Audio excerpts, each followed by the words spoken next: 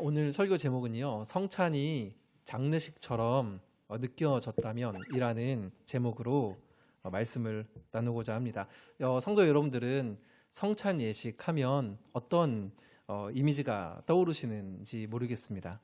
제가 이제 태어나고 또 자라왔던 모교회, 그죠? 저 이제 어미 못하죠. 저희 모교회에서는 기억나는 성찬식이 있는데 뭐냐면 성찬식 때마다 패션 오브 크라이스트를 틀어주었습니다. 그 멜 깁슨이 맞죠? 멜 깁슨이 주연하는 그 영화 굉장히 현실적으로 사실적으로 묘사해서 엄청난 이 한국 기독교계에 엄청난 흥행을 이제 일으켰던 그 영화인데 너무 사실적으로 표현을 했기 때문에 그 예수님이 채찍에 맞으면 막 살점이 튀어나가고 이런 부분들까지도 영화에 다 이렇게 기록이 되었습니다. 그래서 교회에서 저희 교회에서 성찬 예식에 참여를 하면 그 영상을 먼저 보여주고 그 다음에 성찬 예식을 이렇게 떡과 살을 또 나누었던 그런 기억이 있습니다. 근데 그러다 보니까 분위기가 어땠을까요?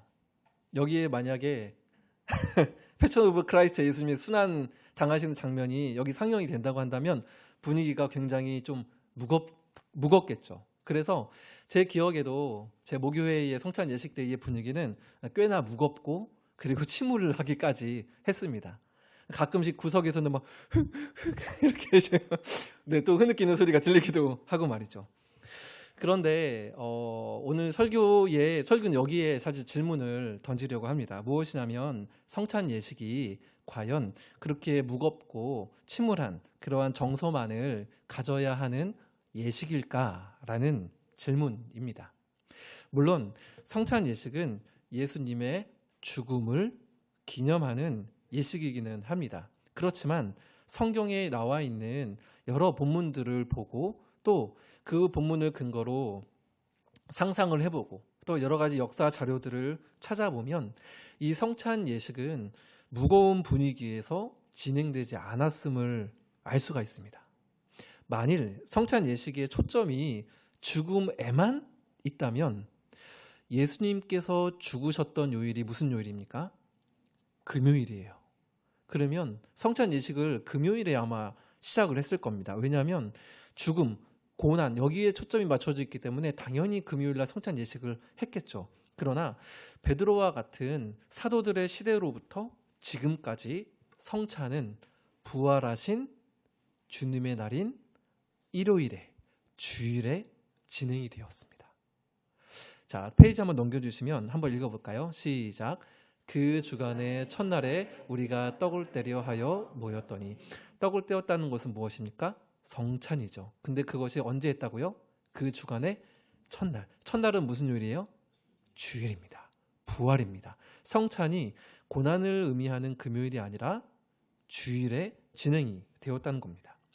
이는 오래전부터 성찬을 죽음의 관점으로만 보지 않았다는 이야기가 됩니다. 조금은 다른 말로 이 죽음을 어떻게 보았느냐, 여기에 또 포인트가 있다고 볼 수도 있습니다. 그러면 우리가 한번 상상을 해보면 좋겠습니다. 저도 한 2주 동안 이걸 상상을 해봤는데 뭐냐면 한국 교회가 왜 성찬 예식이 좀 무겁고 침울하게 되었을까?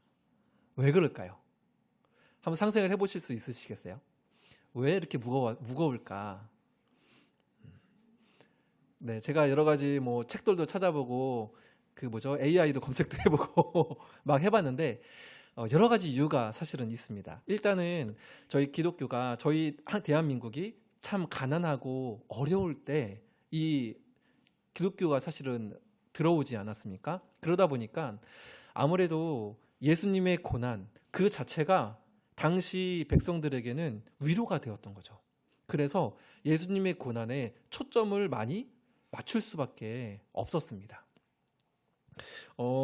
그리고 또 그 회개를 많이 강조했어요. 저희 이제 7, 80년대 때 보면 그 청교도 들어보셨죠? 그런 이제 청교도 신앙, 자신의 어떠한 굉장한 어떤 철두철미한 생활과 하나님 앞에서의 성결을 굉장히 강조하는 이런 청교도적인 신앙도 우리 대한민국의 초기에 사실은 이렇게 좀 들어왔었고 또 그러다 보니까 이제 자신을 살피는 부분이 굉장히 좀 엄밀했습니다.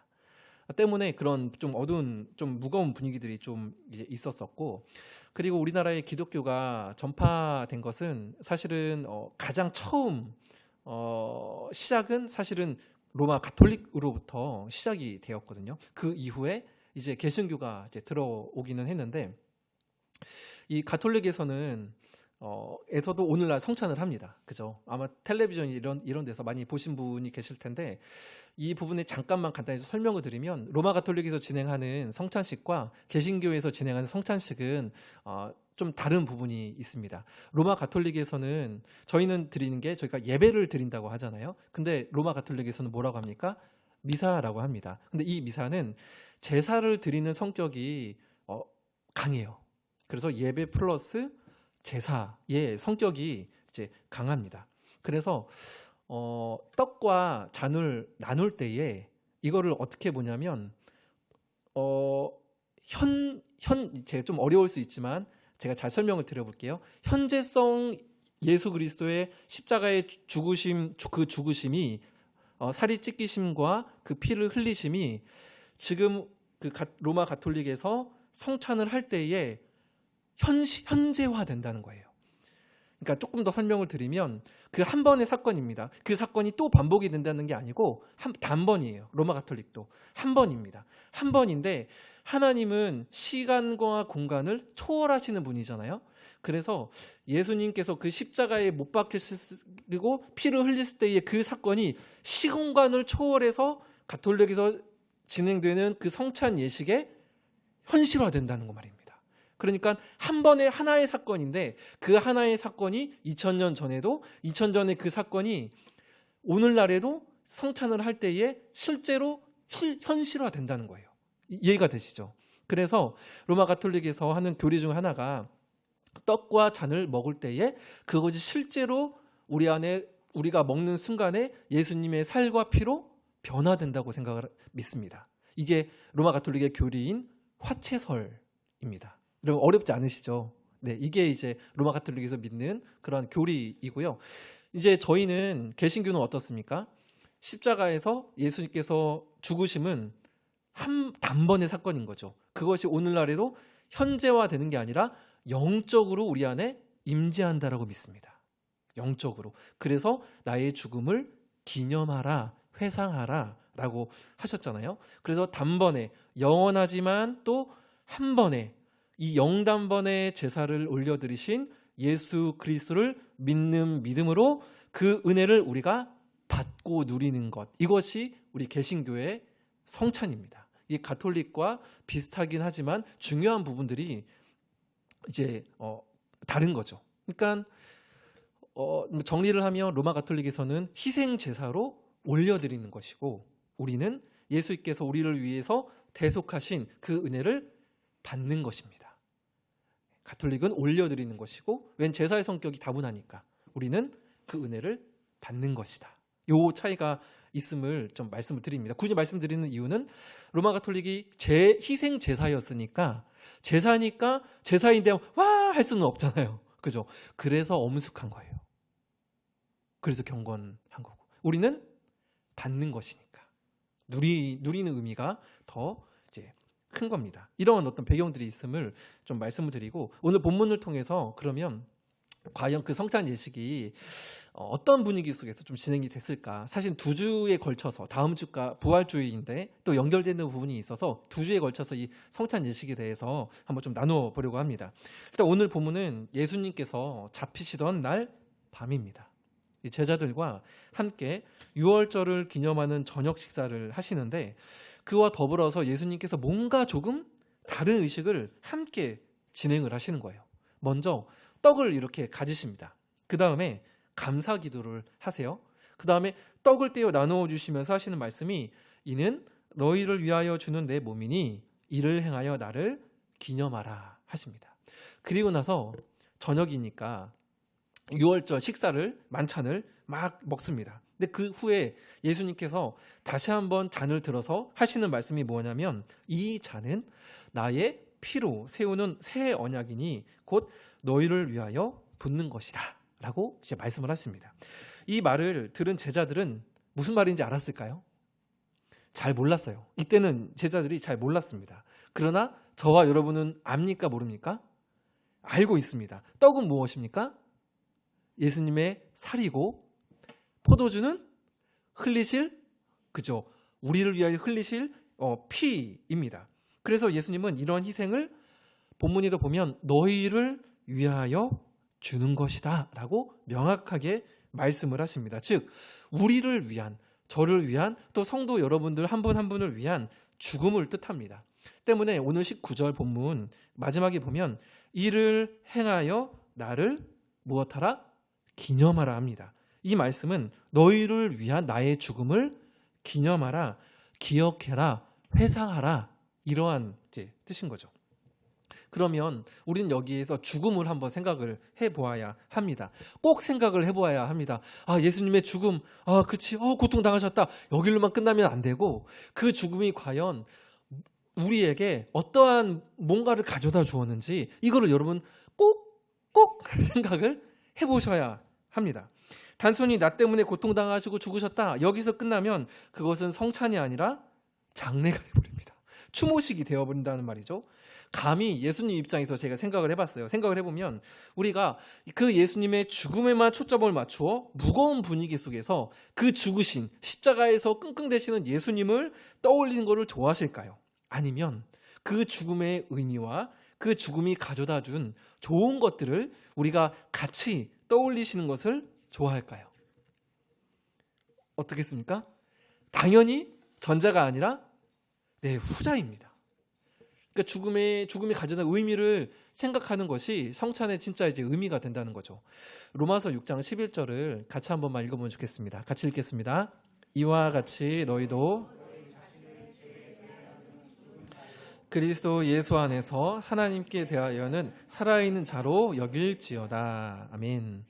살아있는 자로 여길지어다. 여기서 여긴다는 말은 카운트하다, 계산하다라는 회계적인 그러한, 회계가 우리가 잘못했습니다가 아니라 그 계산하는, 그죠? 그 회계의 용어이거든요. 그러니까 그렇게 여기는 게 마땅하다라는 겁니다. 너희 자신을 죄에 대하여서는 죽었고 예수 안에서 하나님 앞에서는 살아있는 사람으로 그렇게 계산을 해라, 이러한 말인 거죠. 그래서 성찬을 할 때에 이러한 적용을 해볼 수가 있습니다. 내가 한 주간 지극히 인간적인 정욕 때문에 분노도 하고 탐심도 갖고 음란히 나의 마음과 생각을 찾아와서 괴롭힐 때 이렇게 우리가 고백을 하는 거죠. 선포하는 거죠. 아니야, 나의 자아는 예수님과 함께 이미 죽었고 그 안에서 나는 새 사람이 되었도다, 나는 새 사람이 되었지 라고 계산하는 겁니다. 나의 감정은 나는 이거밖에 안 되나 봐, 나는 하나님의 자녀가 아닌가 봐, 이렇게 나의 감정은 나를 끌고 바닥으로 내려가는데 예수님은 뭐예요?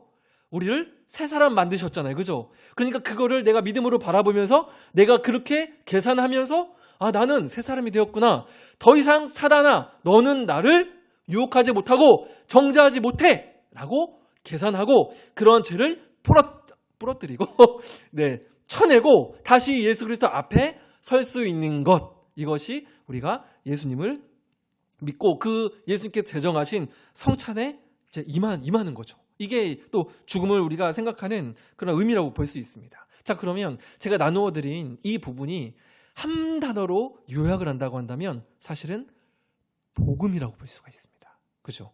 죽을 수밖에 없는 우리를 위해서 내가 할 수 없어, 내가 스스로 거룩할 게 없으니 나를 위해서 이 땅에 오신 그 예수 그리스도, 그래서 기쁜 소식 아닙니까? 즉 성찬은 말씀과 더불어 주어진 복음입니다. 여러분 맞죠? 성찬은 복음이에요. 복음입니다. 우리에게 주신 기쁜 소식이 여러분 이 성찬에 담겨진 복음이라는 겁니다. 제가 지난 한 주간 어떤 하루가 기억이 나는데 아침에 이런 기도로 시작했어요. 하나님, 저는 오늘도 죄에 대해서는 이미 죽었습니다. 주 안에서 새 사람이 되었으니 새 사람다운 지혜와 분별로 하루를 살아가게 하여 주시옵소서 라고 기도를 했어요. 근데 최근에 기도를 아침에 사실은 잘 못했는데 오랜만에 제가 아침에 그렇게 무릎 꿇고 했던 것 같아요. 근데 그렇게 기도했던 게 사실은 지난주에 제가 여기 임플란트 때문에 수술을 했거든요. 1시간 동안 이렇게 막 이 망치로 두들기고 막 마취 주사를 한 3방인가 4방을 넣었습니다. 그러니까 그렇게 1시간 반 정도를 고생을 하고 나니까 그 약을 일주일을 먹었습니다. 그 막 항생제, 막 세균 그 하는 거 약을 2종류를 막 그렇게 약을 일주일을 먹으니까 이게 컨디션이 막 다운이 되더라고요. 몸이 다운이 되니까 마음도 같이 이제 막 다운이 되고 그래서 안 되겠다 그래서 무릎 꿇고 침대에서 이렇게 기도를 했는데 하고 났는데 이게 제가 거짓말이 아니라 하고 나서 몸은 여전히 피곤한데 뭔가 이게 마음의 중심이 든든히 서는 거예요. 그래서 그 이른 아침에 외출하는 아내한테도 아내를 불러서 자기야 잘 가. 그래서 소년처럼 제가 막 인사를 했던 게 기억이 납니다. 제 아내는 기억이 날지 모르겠지만 그날 내가 좀 이상하다 하면서 인사하면서 아내를 보냈거든요. 근데 이렇게 성찬은 복음이라는 거죠.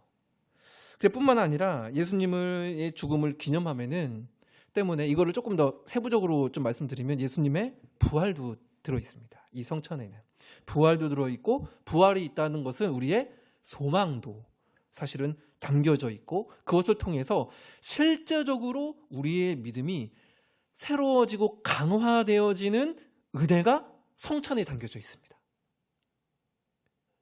정말입니다. 성찬 예식은 우리의 믿음을 강화시키기 위해서 예수님께서 우리에게 주신 은혜의 수단이에요. 그럼 여러분 성찬 자주 하는 게 좋을까요? 대답을 못 하시겠습니까?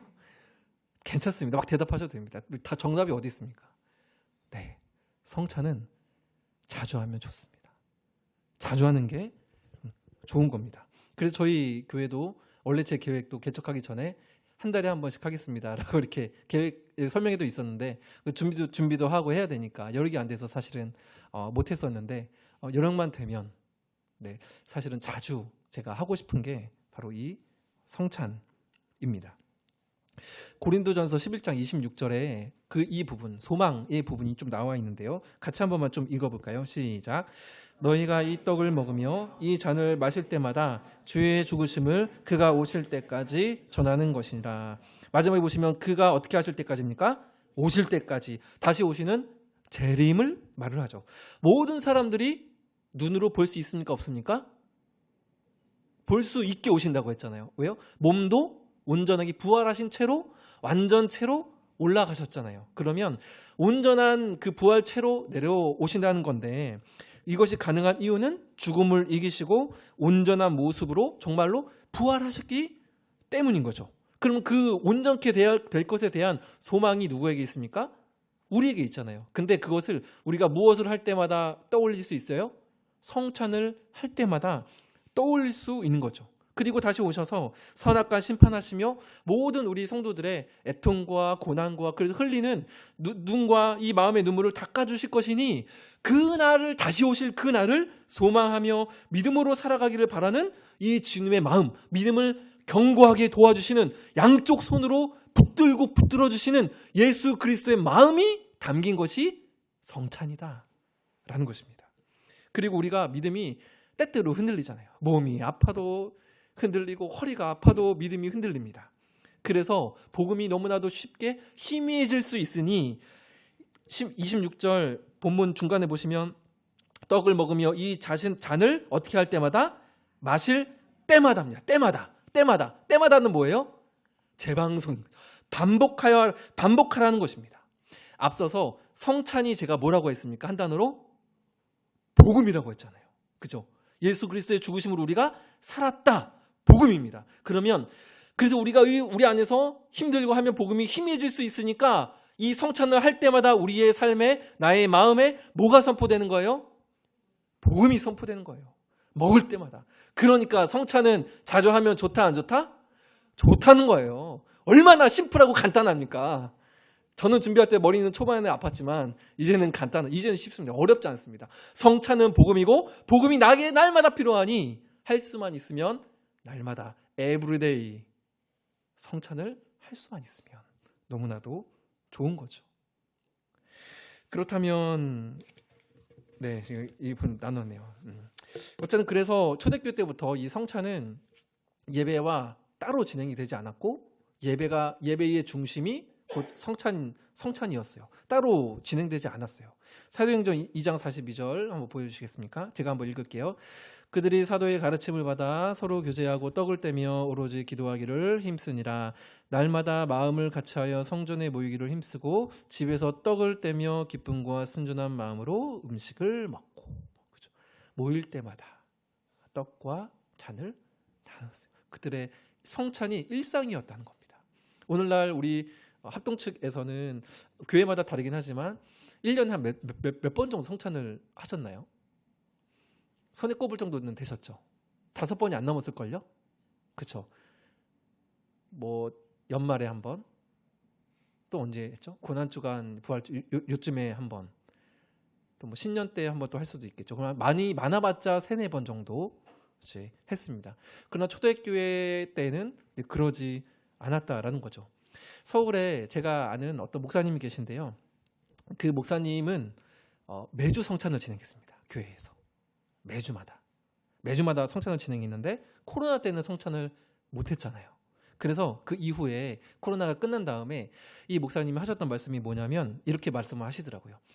성찬을 못했을 때 자신이 갖고 있던, 교회가 갖고 있던 엄청난 영적인 무기를 잃어버린 것만 같았습니다. 라고 이렇게 고백을 하시더라고요. 그러니까 성찬은 하면 우리가 할수록 우리의 믿음이 강화되는 거니까. 이게 우리의 영적인 무기인데 성찬을 못하니까 이거를 잃어버린 것 같다라고 이런 고백을 하시더라고요.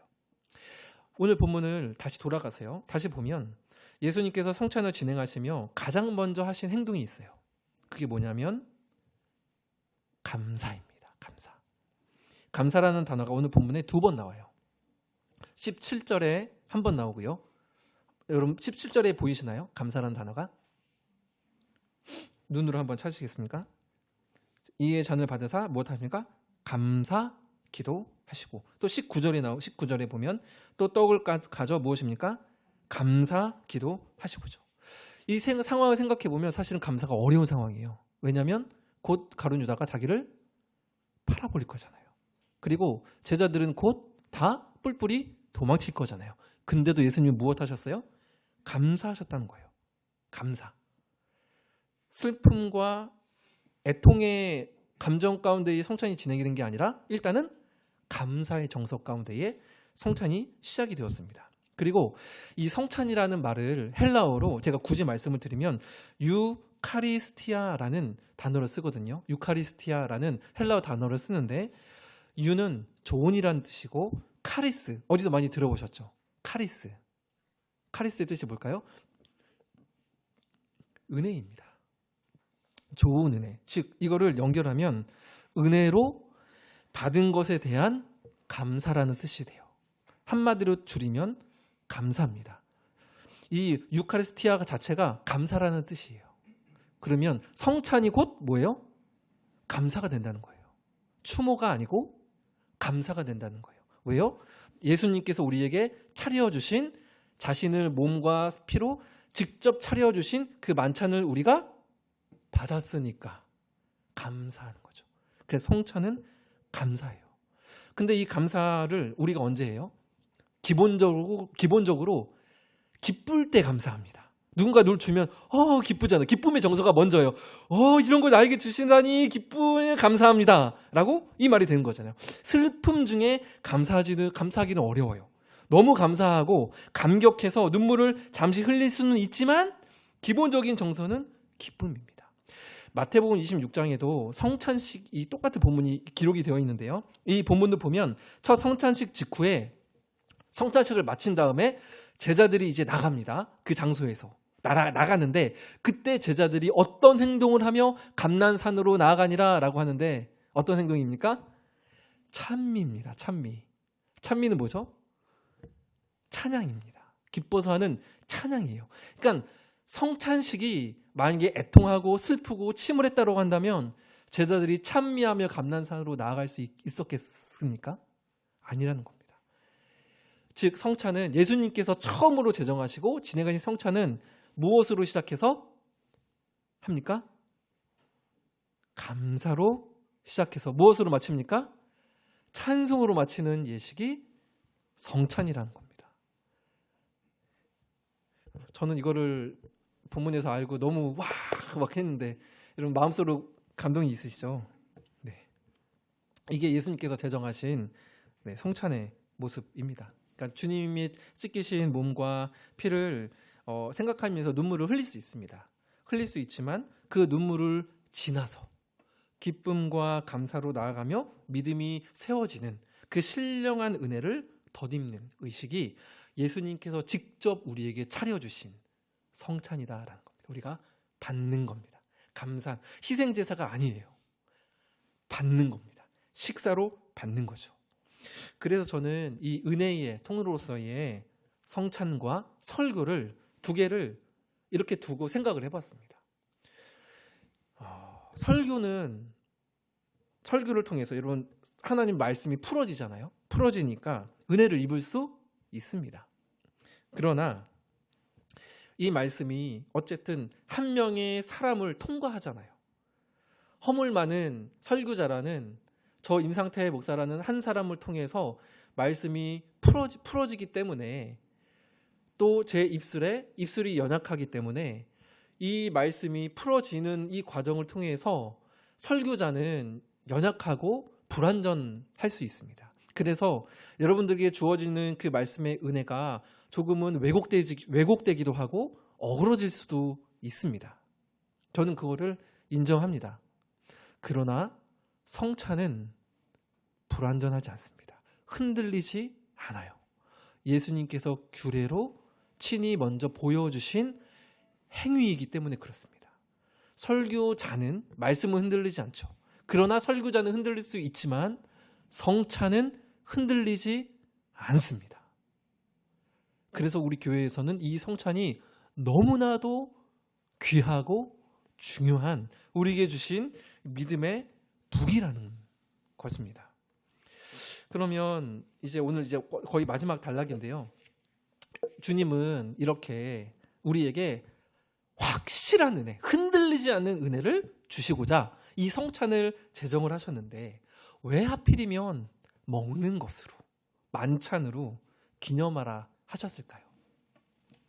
왜 먹는 것으로? 준비를 해야 되고 또 막 성찬 위원들이 계시잖아요, 그죠? 보통 권사님들이 하시는데 토요일 날 오셔가지고 저녁에 이렇게 기도하시고 나서 막 하는 거를 제가 어렸을 때 토요일 날에도 막 교회 놀러 가잖아요. 가면 권사님들이 이렇게 모여가지고 큰 다라이에다가 성찬 이거를 몇 번을 씻습니다. 씻고 찬송 부르고 막 했던 그런 기억이 어렴풋이 있는데 왜 그렇게 먹는 것으로 먹으며 기념하라 하셨을까요? 요거 하나 잠깐 나누고 오늘 말씀 정리하려고 하는데요. 한번 생각해 보시겠습니까? 잠깐 시간을 드리겠습니다. 왜 먹는 것으로 기념하라 예수님께서 그렇게 하신 걸까요? 정말 예수님의 죽음과 이거를 감각적으로 하려면 패션 오브 크라이스트 하나 보는 게 훨씬 효과적일 수 있어요. 죽음만을 떠올린다면. 근데 먹는 것으로 왜 그렇게 제정을 하셨을까요?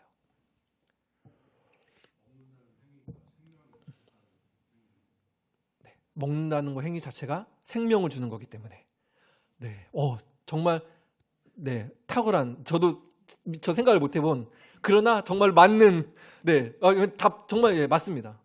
그렇죠. 먹는다는 것 자체가 우리의 매일매일 우리는 뭐가 필요합니까? 양식이 필요하잖아요. 근데 우리가 성도로 그리스도인으로 살아가면 뭐가 필요합니까? 주님의 살과 피가 우리 안에 있음을 우리가 다시 한번 확인한 거죠. 감사합니다. 또 왜 그럴까요?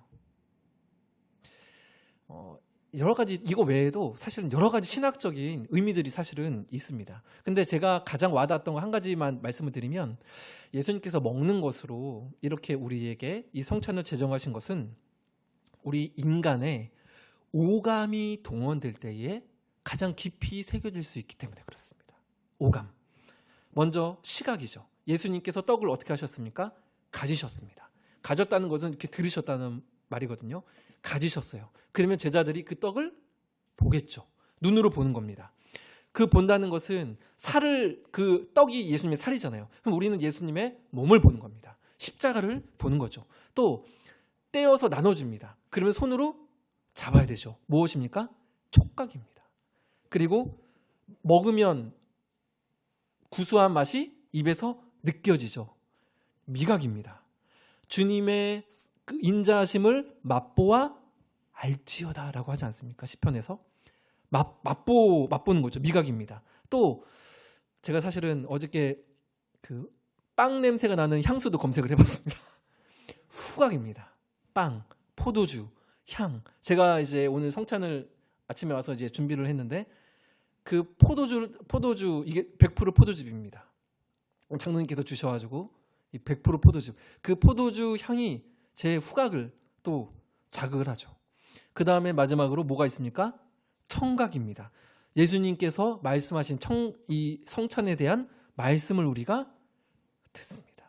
이 모든 것 시를 통해서 우리의 오감으로 느낄 수 있는 그 예수 그리스도의 희생을 우리가 떠올릴 수 있도록 그래서 이 음식을 또 주신 겁니다.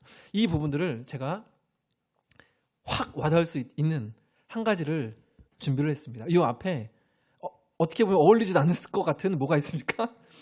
튤립이 있습니다. 제가 어제 여기 태안농협 하나로마트 가서 30% DC 받아가지고 아주 저렴하게 구입을 했습니다. 제가 이거를 여러분들에게 나눠드릴 겁니다. 근데 앞에 너무 기니까 주 안에서라는 말이 있지만 제가 생략하고 나누어 드릴게요.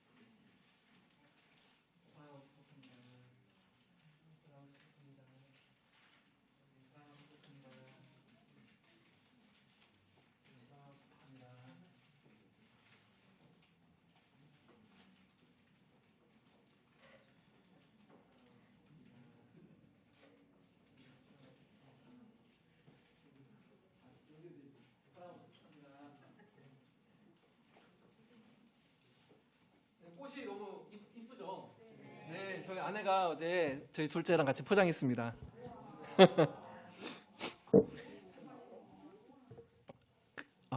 여러분 근데 만약에 지금 꽃을 한 송이 받으셨잖아요. 사랑합니다, 축복합니다라고 하면서 근데 만약에 여기에서 향기도 좀 나나요? 혹시? 그렇죠. 여기서 만약에 제가 꽃이 없이 여러분들에게 사랑을 축복합니다, 사랑을 축복합니다 인사했다면 그것과 지금 받으신 꽃과 비교해서 생각을 해보신다면 여러분 받으시는 때 기분이 차이가 있을까요? 없을까요? 당연히 바로 이겁니다. 유레카 바로 이겁니다. 이게 바로 예수님께서 성찬을 먹는 것으로 우리의 오감을 활용하여서 제정하신 이유인 겁니다. 네. 저는 지금 너무 기쁩니다. 네. 느끼셨잖아요. 네. 물론 이 팁도 제가 성찬에 관련된 책에서 발견을 한 거거든요. 그냥 준 것보다 꽃 한 발 주면서 사랑합니다 말하는 게 훨씬 와닿을 거다. 그래서 예수님이 성찬을 그렇게 제정하신 거다라는 책에서 읽고 제가 주먹을 끈쥐고 네, 했습니다. 가장 탁월한 방법으로 하나님의 지혜죠. 예수님의 지혜죠. 그 베푸신 은혜를 기억하게 하시기 위해서 이 식사로서의 우리가 먹고 시각과 청각과 촉각과 미각과 모든 오감을 활용해서 그 은혜를 기억할 수 있도록. 왜냐하면 우리가 너무나도 약하니까, 너무나도 연약하니까. 그래서 주신 은혜가 바로 성찬이에요. 얼마나 우리에게 그거를 잘 전달을 해주고 싶으셨으면. 그래서 누가복음 22장 15절 같이 읽겠습니다. 시작. 이르시되 내가 고난을 받기 전에 너희와 함께 이 유월절 먹기를 원하고 원하였느라. 그죠? 이게 예수님의 마음이에요. 유월절 먹기를 원하고 원하였느라. 그래서 다음 주에는 이 유월절과 성찬이 또 연결이 되어 있습니다. 직접적으로. 그래서 다음 주에는 이 유월절을 에 유월절도 이 규례가 있잖아요. 유월절 규례를 영원토록 지키라라고 하셨는데 그것과 연결이 되는 게 또 이제 성찬 예식입니다. 네, 오늘 설교는 이제 이렇게 끝이 났는데요. 말씀을 정리하려고 합니다. 예수님께서 직접 제정하시고 시작하신 성찬은 슬픔의 예식이 아니라 기쁨의 예식이요 복음입니다. 기쁨의 정석 가운데에 감사로 시작해서 찬미로 마치는 복음의 선언이 성찬입니다. 그래서 우리는 자주 성찬을 누릴 수 있고 사모할 수 있습니다. 나의 믿음이 연약할 때 기도하세요. 하나님, 이번 주에 성찬하게 하여 주옵소서. 성찬이 얼마나 좋습니까? 그래서 다음 주에도 한 번 더 성찬을 또 우리 아이들이 보는 앞에서, 아이들은 성찬을 함께 할 수는 없지만 저희 또 교단 헌법이 있기 때문에 할 수는 없지만 의미를 또 성도 여러분들께서 내 자녀에게 또 설명도 해주시고 그렇게 하셨으면 좋겠습니다. 오늘 말씀 생각하시면서 우리 찬양과 기도의 자리로 나가겠습니다. 기도하고 성찬 예식 진행하겠습니다.